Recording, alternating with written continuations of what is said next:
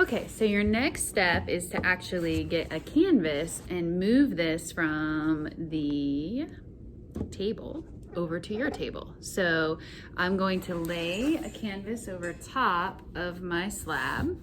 I'm going to then pick up my slab and my canvas and then carry it like this over to my table.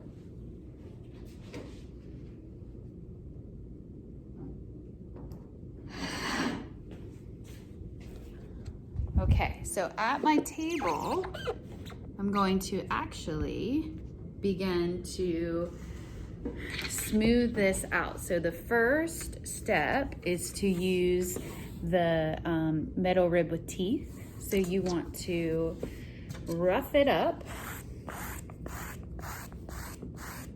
before you smooth it out. So you're gonna do this on both sides. So not just one, but both sides of your clay. Sometimes there's even air bubbles in there that need to be popped. And so that is the purpose of roughing up your slab before you smooth it out.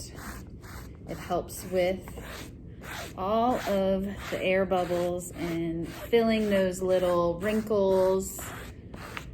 After you rough that up, clean your tool by just sliding the clay right off. Set that aside. You will then take a rib and you're gonna smooth. This yellow rib works really well. The way that the silicone is a little bit stiffer than the red rib, and the blue rib is kind of an in-between. This is kind of a harder rib. You can see how nicely this will smooth out your clay. So you're gonna repeat this and do it on the reverse side as well. Again, you're gonna also clean this tool just like that. To flip this over, it's pretty easy. You just lift your clay up. Easy. Lift your clay up and then flip it over. All right, so we're gonna repeat on the back side. Same deal, we're gonna score this and then soften it.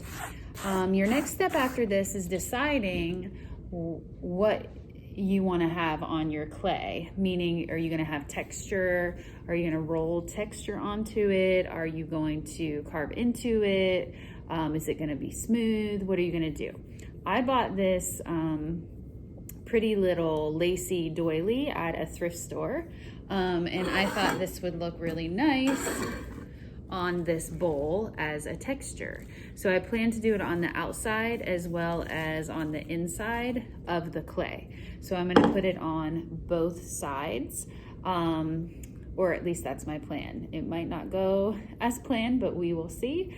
I do plan to form this over my clay and then roll it on with a pony roller. Sometimes some people like to put the texture on first and then put it on. So it's just, it depends on what you're doing.